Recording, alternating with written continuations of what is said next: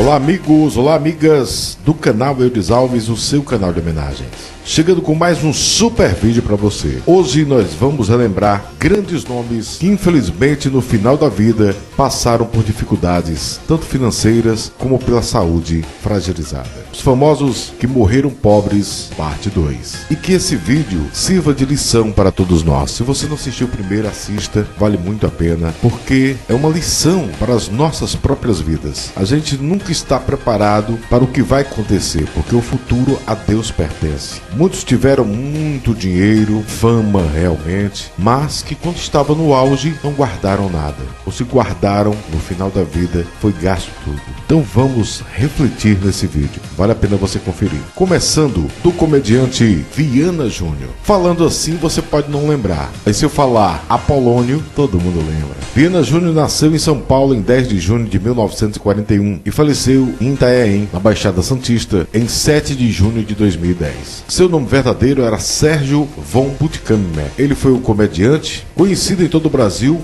pelo seu personagem Apolônio, ao lado de outro grande personagem, o lendário Rony Rios, a velha surda. Participava do programa A Praça da Alegria, primeiramente, com Manuel de Nóbrega, TV Record. Depois, quando Carlos Alberto de Nóbrega herdou do seu pai, mudou o nome para Praça é Nossa. É sucesso até hoje no SBT. Mas Viana Júnior começou sua carreira trabalhando com outro mestre da comédia que foi Mazzaropi. Trabalhou em Tristeza do Jeca e atuou também em Casinha Pequenina, entre outros trabalhos. Mas seu sucesso realmente foi fazendo Apolônio, ao lado de Rony Rios, fazendo a velha surda. Mas infelizmente, Viana Júnior foi vítima de um tumor cerebral e o humorista sofria de ataxia cerebelar, doença que faz com que tenha controle, doença que se faz com que não tenha controle sobre os movimentos musculares, motivo pelo qual ele se utilizava de uma cadeira de rodas. Em maio de 2010, vários artistas realizaram um show para ajudar a arrecadar fundos para o tratamento de saúde de Viana Júnior. Olha só quem participou desse evento: Moacir Franco, Marli Marley, Silvio Brito, Sula Miranda, Demétrios, ídolo da Jovem Guarda, Luiz Airão, entre outros. Porém, menos de um mês depois, em 7 de junho de 2010, Viana Júnior faleceu em sua casa, aos 68 anos de idade, vítima de falência múltipla dos órgãos. E Viana Júnior, infelizmente, no final da vida passou por dificuldades, tanto na saúde como financeira. Em 12 de abril de 2010, pouco tempo antes dele falecer, Viana participou do programa A Tarde é Sua, de Sônia Abrão, para falar sobre o seu drama. Queria se internar em uma clínica para não dar trabalho para sua esposa Lourdes. Em entrevista ele disse: "Eu não posso fazer nada, mas eu dou trabalho. Eu quero evitar para esse trabalho que ela tenha mais sossego na vida", declarou o humorista, que não teve filhos. Ele foi sepultado no cemitério municipal de Itanhaém, Baixada Santista. Viana Júnior tinha 68 anos de idade. Vamos agora falar do nosso roqueiro Serguei Augusto Bustamante. Ele era muito bem relacionado no meio do rock. Ele nasceu no Rio de Janeiro em 8 de novembro de 1933 e faleceu em Volta Redonda, no Rio de Janeiro, em 7 de junho de 2019. Mas era conhecido realmente como Serguei. Foi cantor e compositor. Segundo o Cravo Albim, que é um site muito respeitado no meio musical, apesar de nunca ter obtido um grande sucesso comercial, quer dizer, venda de discos, ele é considerado uma lenda do rock e também precursor do rock, do visual andrógeno em shows. Participou de vários shows das edições do Rock in Rio, participou de diversos programas, promoveu o Templo do Rock em sua residência em Saquarema, mas no final da vida passou por grandes dificuldades, tanto financeiras como também na sua saúde. Um suposto amigo pegou seu cartão onde ele era aposentado e fez um empréstimo que limitou ainda mais o seu recebimento e ele começou a ter mais dificuldades. Foi que a notícia chegou aos ouvidos do apresentador Gugu, que fez uma visita para saber como o roqueiro estava realmente, porque eram muitas as notícias na internet, e pôde comprovar que ele estava com a saúde fragilizada e passando realmente por dificuldades. Inclusive, o programa quitou, na época, esse empréstimo para melhorar as condições de Serguei. Eram os amigos mais próximos que ajudavam com alimentação e também remédios. Mas, mesmo assim, não era o suficiente. Mas que essas boas almas que ajudaram o nosso querido Serguei nos últimos anos de vida, eu fiquei muito comovido. Inclusive, agora, recentemente, o nosso correspondente no Madeira, lá do Rio de Janeiro, esteve no cemitério de Saquarema, onde o Serguei está sepultado, mostrando com exclusividade, nunca tinha sido mostrado antes, o túmulo do Serguei. Então procura aqui no Túmulos de Famosos e veja a nossa homenagem. Em maio de 2019, ele foi internado para tratar de um forte quadro de desidratação, desnutrição e pneumonia. O artista também apresentava um quadro inicial de Alzheimer, mas mesmo assim reconheceu seus amigos no leito hospitalar, onde respondia bem ao tratamento. No final do mesmo mês, o quadro de saúde de Serguei piorou e ele foi transferido de helicóptero para o hospital Zildarms, em Volta Redonda. O cantor ficou internado na UTI e na manhã do dia 7 de junho de 2019 faleceu devido à falência múltipla dos órgãos. Seu velório ocorreu no dia seguinte na Câmara Municipal de Saquarema e ele foi sepultado no cemitério de Saquarema e na beira-mar. Veja o vídeo que o nosso amigo Bruno Madeira fez em sua homenagem, mais uma vez agradecendo a ele. Serguei tinha 85 anos de idade, uma lenda do rock. Infelizmente, faleceu pobre com dificuldades. Vamos falar agora do homem do sapato branco, Jacinto Figueira Júnior. Grande pai do mundo cão da TV. Que programa de discussões, realmente ele era fantástico. E segundo a matéria da TV História, Jacinto, que nasceu no dia 4 de dezembro de 1927 na capital paulista, ele iniciou a carreira sendo músico de uma banda chamada Júnior e seus Cowboys. E nos anos 60 estreou na TV e teve um programa de grande sucesso também no rádio. No ano de 1968 ele passou a comandar o programa semanal O Homem do Sapato Branco, na então novata Globo, levando a emissora junto com o programa Silvio Santos a alcançar a liderança naquela época.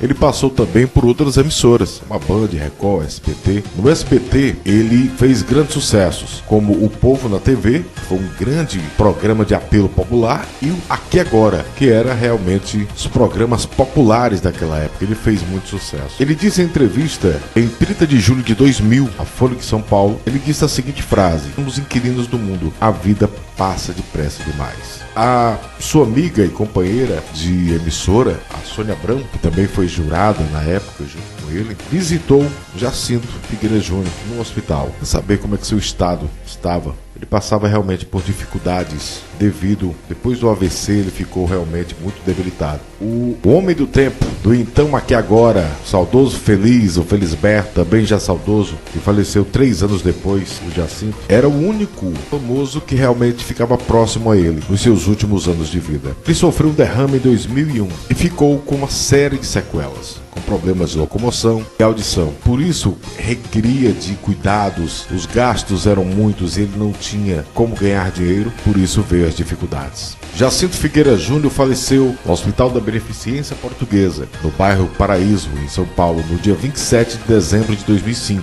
e foi sepultado no cemitério da Quarta Parada, devido a problemas pulmonares. Querido Jacinto Figueira Júnior, ele tinha 78 anos de idade.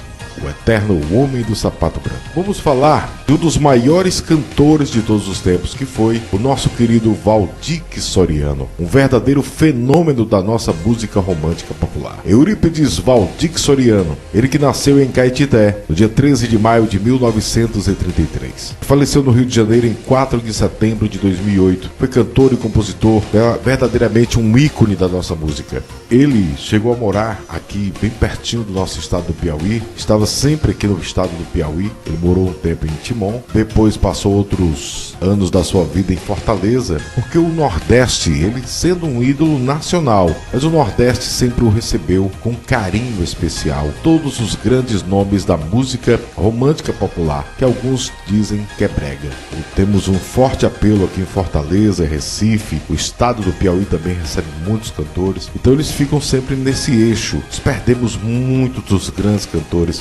desse estilo musical, aos quais eu tive o prazer de conhecer e ficar amigo de muitos. Ele era muito amigo do meu saudoso pai. A sua história ficou ainda bastante conhecida depois da morte de Valdir. O seu filho deu entrevista ao Geraldo Luiz, grande apresentador, deixar aqui o registro, que era um comunicador de apelo popular, como poucos vistos na TV. Depois de Chacrinha e Bolinha, um apresentador carismático como Geraldo Luiz ainda vai nascer e não está sendo aproveitado onde está. É uma pena. Geraldo Luiz, um abraço. E ele confirmou tudo, que o pai havia falecido pobre. Um grande legado na música, direitos autorais que até hoje são disputados pelos filhos, né, pela ex-esposa, e que se faça o melhor, né, que vai ajudar com certeza. O pouco com Deus é muito, muito sem Deus é nada. Ele não deixou herança, não deixou propriedades, era um homem do mundo. Realmente tudo que ele tinha era para viver o agora, ele não pensava no futuro. E nos últimos tempos, realmente, ele foi muito ajudado pela grande atriz Patrícia Pilar. Eu fiquei muito feliz. Ele já debilitado, já cantando sentado. Ele veio fazer um show aqui em Cocal, já estava nessa situação de cantar sentado, mas a voz impecável. E ela fez, em 2007, ela pagou e produziu o DVD, nunca tinha tido na carreira, mesmo sendo um dos maiores nomes da música. Um DVD com orquestra, muito bonito, realmente. Patrícia Pilar. E eu pensava até alguns dias atrás, antes de fazer as homenagens para ele, que quem teria pago o sepultamento de Valdir Soriano teria sido a Patrícia Pilar. Mas o filho do Valdir, filho mais velho, ela só teria ajudado ele com o DVD de 2007 e posteriormente também o documentário Valdir Sempre em Meu Coração, que só foi lançado quase um ano depois de sua morte. Esse foi a ajuda da Patrícia Pilar. Quem pagou, e o filho confirmou, pagou o sepultamento de Valdir foi o também saudoso Aguinaldo Timóteo, mais uma vez mostrando que tinha um coração incrível. Eu, no vídeo passado, no primeiro vídeo de famosos que faleceram pobres, nós falamos a história de Garrincha. O Aguinaldo também pagou o sepultamento de Garrincha. Valdir foi diagnosticado com câncer de próstata em 2006. Em julho de 2008, foi divulgado seu estado de saúde era grave, pois já tinha ocorrido metástase. Ele faleceu em 4 de setembro de 2008, aos 75 anos de idade, no Instituto Nacional do Câncer, Vila Isabel, zona norte do Rio de Janeiro. E ele foi sepultado primeiramente no cemitério do Caju, na zona portuária do Rio de Janeiro. O túmulo de Valdir estava deteriorado. Nós fizemos homenagem a ele, estava realmente abandonado o túmulo. O Carlos me explica isso, foi o primeiro a fazer. Nós fizemos primeiro a homenagem, apenas com a foto, e depois ele veio com o vídeo. Esse vídeo repercutiu bastante. Um grupo de advogados lá da sua cidade natal, Caetité, juntamente com os familiares, resolveram fazer o translado, fizeram um mausoléu para que ele viesse, os restos mortais fossem trazidos para o mausoléu da família na cidade de Caetité, na Bahia. E em 6 de maio de 2022, 14 anos depois, ele foi transladado para a cidade natal de Caetité. A gente fica realmente muito triste com a situação de um grande cantor falecer nessa situação, tanto muito doente como também passando por dificuldades. Vamos agora falar do grande jogador de futebol Humberto Monteiro. Ele que nasceu em Cachoeiro de Itapemirim, no estado do Espírito Santo, em 30 de agosto de 1947. E faleceu em Belo Horizonte, no estado de Minas Gerais, em 27 de março de 1980. Ele foi um jogador de futebol que atuava como lateral direito. Ele foi 2 vezes premiado com a Bola de Prata, jogando pelo Atlético Mineiro. Na Desportiva Ferroviária, Humberto jogou 51 partidas, sem derrota, entre 1967 e 1968. Segundo a maior sequência do Brasil até hoje. Ele jogou no Atlético Mineiro de 1967 a 1972. Jogou na Portuguesa no ano de 1972. Jogou no Flamengo em 1974. Jogou no Saad em 1975,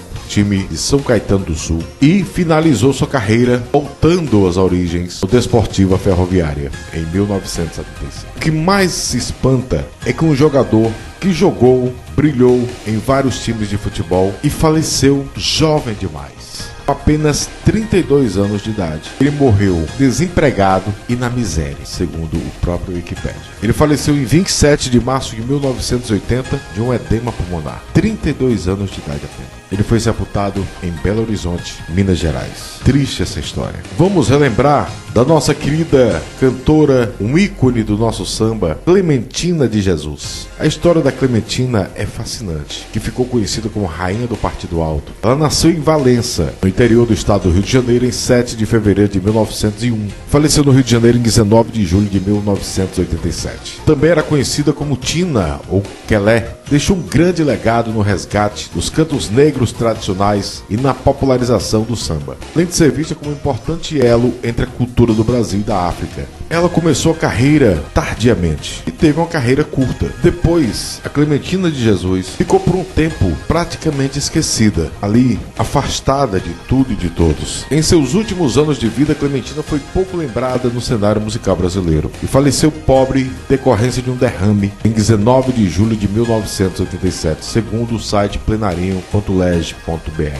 O reconhecimento de tudo que ela fez pelo samba se veio póstumamente, depois que ela faleceu. Anos depois de seu falecimento, foi redescoberta e teve a sua importância reconhecida. Ela, que já tinha sido homenageada em vida pelas escolas de samba carioca, como Lins Imperial e Beija-Flor, virou enredo da tradição no Rio de Janeiro e da Mocidade Alegre de São Paulo. Sua história rendeu biografias, um espetáculo musical e um documentário, que recebeu em memória a Ordem do Mérito Cultural no grau de Gran Cruz. Ela faleceu, intimada hoje, que nós conhecemos como AVC, antigamente era um derrame, aos 86 anos de idade. E ela foi sepultada no cemitério São João Batista, no Rio de Janeiro. Inclusive, o meu amigo do canal Meu Brasil de Histórias fez uma bela homenagem a ela, aí as imagens. Um abraço, amigo Elson, Meu Brasil de Histórias. Olha, e ainda vem uma terceira, viu? Muitas histórias que nós não conhecíamos, nós vamos conhecer ainda nesse vídeo e também no vídeo 3. Não esqueça de compartilhar com seus amigos. Vamos falar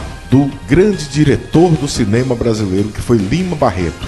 Vitor Lima Barreto, ele que nasceu em Casa Branca, no estado de São Paulo, em 23 de junho de 1906 e faleceu em Campinas em 23 de novembro de 1982. Ele iniciou no cinema nacional na década de 40, filmando curtas-metragens, O Caçador de Bromélias e A Fazenda Velha. Mas foi então, na companhia Vera Cruz, que ele dirigiu seu primeiro documentário nacional em curta-metragem, sobre artes plásticas, premiado Painel, interpretando o papel de Tiradentes de Cândido Portinari. Em 1953, ele realizou o grande sonho de fazer um filme e faz o premiado O Cangaceiro. É um filme realmente fantástico. Quem não assistiu ainda, assista, porque é um filme muito bem produzido para a sua época, que era limitada. É um grande clássico do cinema nacional. O papel do Alberto Ruschel, Marisa Prado, grande atriz, Milton Ribeiro, Manjori, todos esses já falecidos. O filme ganhou 2 prêmios no Festival de Cannes, um dos festivais mais respeitados do mundo. Ganhou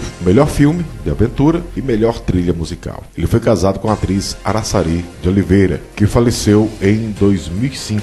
Ela, que era natural de Fortaleza. Depois do divórcio, ele passou a viver só e era um amigo da boemia. Morreu pobre e esquecido de todos, vitimado por um infarte, em um asilo na cidade de Campinas. Lima Barreto tinha 76 anos de idade, um grande diretor do nosso cinema nacional. Vamos agora falar do cantor Décio Scarpelli, que ficou conhecido artisticamente como Dino, que fez dupla com Deni, fazendo a dupla Deni e Dino. Eu fiquei sabendo que ele faleceu pobre através de uma entrevista do seu parceiro Dino, aqui no YouTube. Décio nasceu em Santos, estado de São Paulo, em 9 de março de 1942 e faleceu em Marabá, no estado do Pará. Mais precisamente, ele faleceu na Serra dos Carajás. Ele foi um cantor e compositor brasileiro e fez parte do movimento da Jovem Guarda juntamente com seu parceiro. Entre seus maiores sucessos, Coruja, O Estranho do Homem do Disco Voador. Com essas músicas, eles foram convidados para o programa Jovem Guarda na TV Record. Segundo a entrevista do Dino, a dupla se desfez em 1984 e ele ficou sabendo que no Pará estava na febre do ouro, né?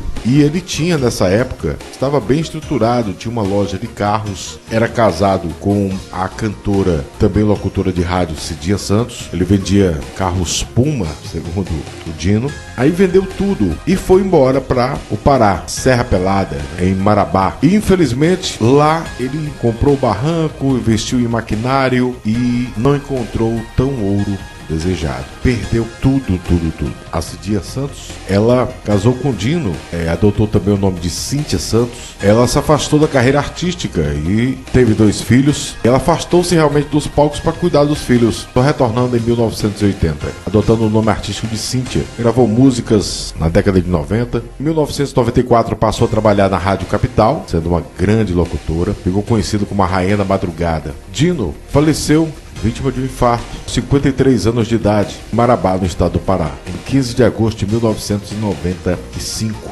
Realmente sem nenhuma estrutura e esquecido do grande público. O seu parceiro Danny lembra na entrevista que ele faleceu na época da Copa do Mundo. Ele foi sepultado num jazigo familiar no cemitério do Araçá. Inclusive ele esteve presente para se despedir do amigo. Vamos falar de Marina Montini, a atriz e modelo. Ficou conhecida por ser musa do grande pintor Di Cavalcanti. Ela nasceu no Rio de Janeiro em 10 de janeiro de 1948. Faleceu no Rio de Janeiro em 20 de março de 2006, aos 58 anos de idade, passando também por dificuldades. Vamos contar essa história. Ela foi vencedora de vários concursos de beleza, teve uma carreira tanto no Brasil como na Alemanha e na Itália, posou para vários fotógrafos e pintores, mas Di Cavalcanti era realmente, considerava ela sua musa. Participou da TV Rio, foi capa das principais revistas brasileiras como a Manchete e a Playboy. Contudo, ela veio realmente ficar imortalizada e conhecida pelas mãos do pintor Di Cavalcanti, para quem posou durante 7 anos. Participou de filmes como O Pecado Mortal, Os Paqueras, Um Whisky Antes, Um Cigarro Depois, entre outros. Mas no final da sua vida, jovem ainda, porque ainda com 58 anos, mas estava ainda firme, mas teve um agravamento na sua saúde. Já afastada há muitos anos, ela morava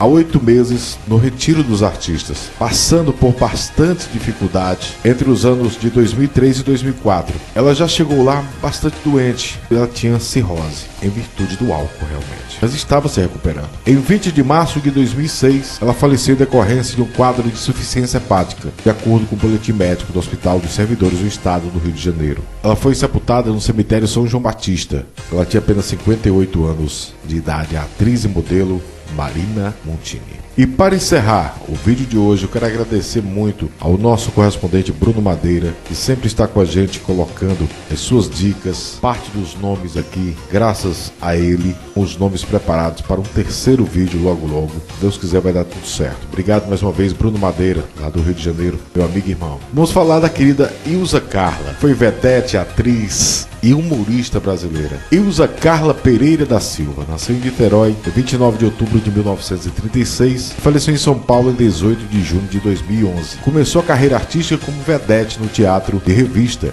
e intérprete de papéis sensuais em filmes da era das chanchadas. Posteriormente, aproveitando o fato que havia engordado bastante, ela celebrizou-se nos filmes também das chanchadas mais evoluídas. O grande momento de Ilza Carla na televisão foi interpretando a personagem Dona Redonda e Dona Bitela na novela Saramandai, exibida originalmente em 1976 pela Globo, e reviveu a personagem na mini-novela Expresso Brasil de 1987. A última novela que ela atuou foi a história de Ana Raiz, Zé Trovão, a extinta Rede Manchete. Foi jurada também do programa de calouros do Silvio Santos. Ela foi por muito tempo participante dos concursos de fantasia e participou de muitos e muitos filmes, realmente. Ela participou ainda de Jerônimo, Herói do Sertão. Seu último trabalho foi em O Portador, em 1991, da Globo, uma minissérie. Com sérios problemas de saúde, agravados pela obesidade, terminou afastando ela da sua carreira artística, a partir da década de 90. No final da vida, Ilza sofria de diabetes e do mal de Alzheimer. Segundo também a matéria da TV História, ela faleceu pobre e abandonada pelos amigos. Um triste realmente fim, ela acamada. E ela disse em entrevista que ela mais sentia mais a fama, não ter mais o dinheiro, mas sim abandonada pelos seus amigos. Ela disse que quando estava no auge da carreira ajudou muita gente, dava dinheiro para todo mundo.